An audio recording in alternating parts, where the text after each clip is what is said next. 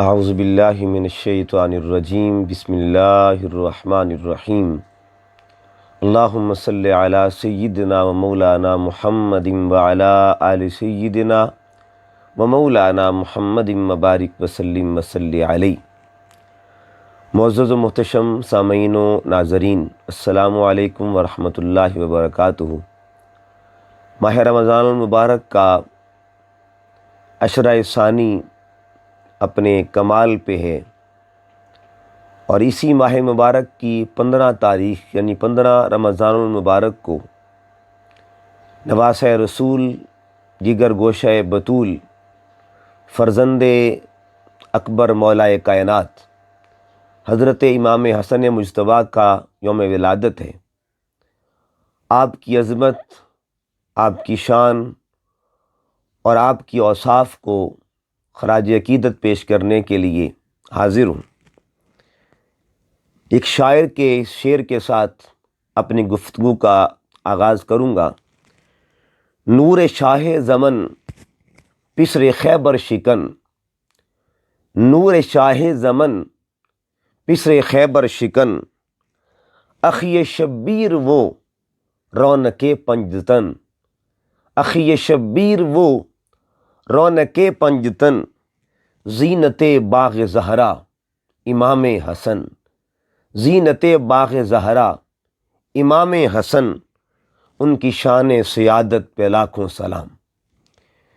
سامعین محترم، اگر حضرت امام حسن کی عظمت کو دیکھا جائے تو پھر یہ الفاظ ان کے حضور یقیناً صادق و کامل ہیں کہ مرج البحرین کی تفسیر اول کو امام حسن کہتے ہیں، سورۃ الکوثر کی تعبیر اول کو امام حسن کہتے ہیں، کثرت سادات کے سبب اول کو امام حسن کہتے ہیں، مولا علی کے فرزند اول کو امام حسن کہتے ہیں، خلافت راشدہ کے باب تکمیل کو امام حسن کہتے ہیں، سیدہ بطول زہرا کے پسر اول کو امام حسن کہتے ہیں۔ اگر آپ قرآن مجید کو پڑھ کے دیکھیں تو سورہ رحمان گواہی دیتی ہے، جب اللہ پاک ارشاد فرماتا ہے مرج البحرین یلتقیان بینہما برزخ لا یبغیان فبأی آلاء ربکما تکذبان۔ ان آیات میں دو سمندروں کا ذکر ہے۔ ایک بحر کو بحر ولایت کہتے ہیں اور ایک بحر کو بحر طہارت کہا جاتا ہے۔ مرج البحرین دو سمندروں کا ذکر ہے، اور بحرین کی جو تفسیر اول ہے وہ اگلی آیات میں ظاہر ہوتی ہے، یخرج منہم اللؤلؤ والمرجان، کہ ان دو سمندروں سے دو موتی نکلے، یعنی جب بحر ولایت اور بحر طہارت آپس میں ملتے ہیں ان میں سے دو موتی نکلے، ایک موتی کو لؤلؤ کہتے ہیں اور ایک کو مرجان کہا جاتا ہے۔ مفسرین فرماتے ہیں کہ لؤلؤ سے مراد امام حسن مجتبیٰ ہے، تو معلوم یہ ہوا مرج البحرین کی تفسیر اول کو امام حسن مجتبیٰ کہا جاتا ہے۔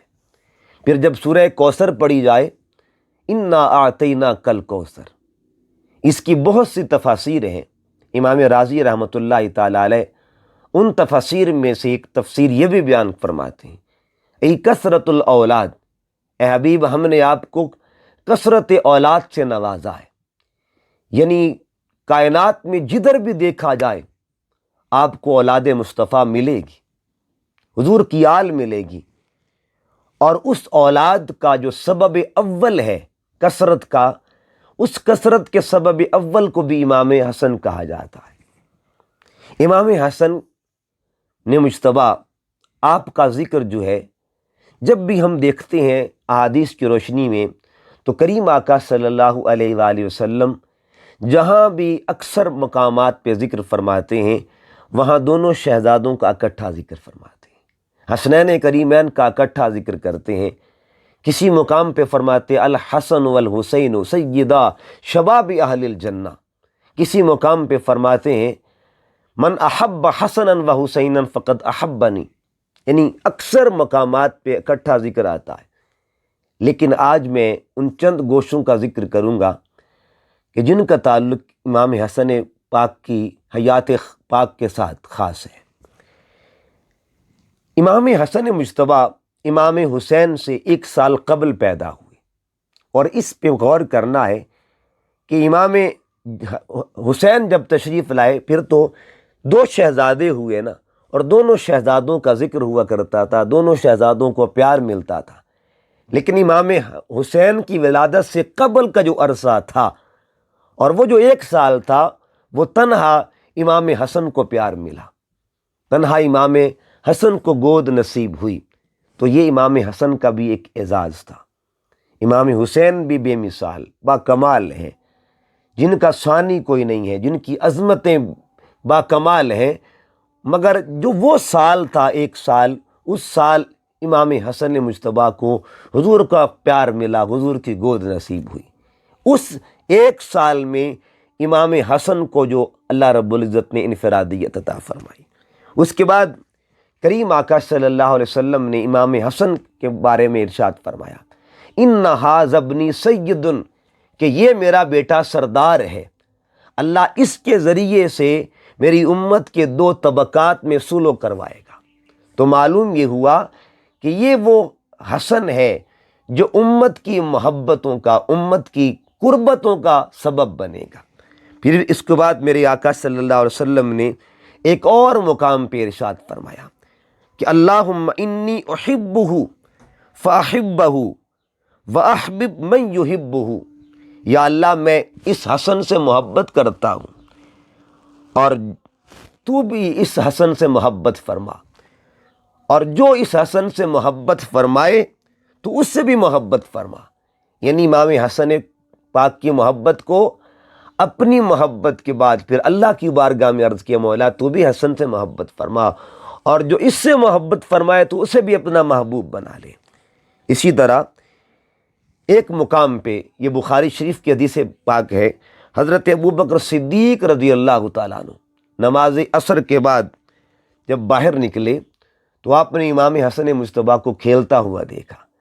امام حسن مجتبی کو حضرت سیدنا ابوبکر صدیق رضی اللہ تعالیٰ عنہ نے اپنے کندھوں پہ سوار کر لیا، اور سوار کر کے فرمایا کہ اے حسن، تو اپنے بابا علی کی مشابہت نہیں رکھتا بلکہ نانا مصطفیٰ کی مشابہت رکھتا ہے۔ حضرت علی قریب کھڑے تھے، وہ بھی مسکرا پڑے۔ اس سے یہ بھی پتہ چلا کہ حضرت ابوبکر صدیق رضی اللہ تعالیٰ عنہ اور مولا کائنات کے درمیان جو تعلق بالمحبت تھا، جو تعلق بالرفاقت تھا، اور جو تعلق بالاخوت تھا، وہ کمال کا تھا کہ حضرت ابوبکر صدیق اظہار محبت کر رہے ہیں اور مولا کائنات تبسم فرما رہے ہیں۔ یہ وہ محبتیں تھیں جن کی ضرورت آج اس امت کو بہت زیادہ ہے۔ اس کے علاوہ جب ہم امام حسن کی سیرت کا مطالعہ کریں تو آپ کے گھر میں ایک کنیز تھی، خادمہ تھی، وہ آپ کو برتنوں میں کھانا پیش کرنے لگی تو برتن گر کے ٹوٹ جاتا ہے۔ تو جب ٹوٹا تو امام حسن مجتبی جو تھے انہوں نے ہلکا سا ناگواری کا اظہار کیا، تو وہ خادمہ جو تھی انہوں نے آگے سے عرض کیا والکاظمین الغیظ، غصہ کو پی جانے والے۔ تو امام حسن نے جواب دیا والعافین عن الناس، لوگوں کو معاف کرنے والے۔ آگے سے پھر خادمہ بولی واللہ یحب المحسنین، اللہ محسنوں سے محبت فرماتا ہے۔ اسی وجہ سے آپ نے اس کنیز کو آزاد کر دیا تھا، اس خادمہ کو آزاد کر دیا تھا۔ یعنی جن کے خدام بھی قرآن پاک کو اپنی گفتگو میں بھی بیان فرماتے ہوں تو اس گھرانے کی قرآن فہمی کا عالم کیا ہوگا، قرآن کے ساتھ محبت اور قرآن کے ساتھ کامل تعلق کا عالم کیا ہوگا۔ یہی وجہ تھی کہ میرے آقا صلی اللہ علیہ وآلہ وسلم نے پوری امت کو پیغام دیا تھا کہ انی تارک فیکم الثقلین، میں تمہارے لیے 2 چیزیں چھوڑ کے جا رہا ہوں، کتاب اللہ و عطرتی، ایک قرآن چھوڑ کے جا رہا ہوں، اور دوسرا اپنی آل کو چھوڑ کے جا رہا ہوں۔ قرآن آل کے ساتھ ہے اور آل قرآن کے ساتھ ہے۔ امام حسن مجتبی کی سخاوت کا بھی ایک پہلو ہے کہ آپ طواف کعبہ کر رہے ہیں، دوران طواف ایک حاجت مند آتا ہے اور علی کا بیٹا اس کی حاجت بھی پوری فرماتا ہے۔ معلوم یہ ہوا طواف کے دوران بھی اللہ کے ذکر کے ساتھ ساتھ حقوق اللہ کے ساتھ ساتھ حقوق العباد جو نبھانے والے ہیں ان کو آل محمد کہا جاتا ہے۔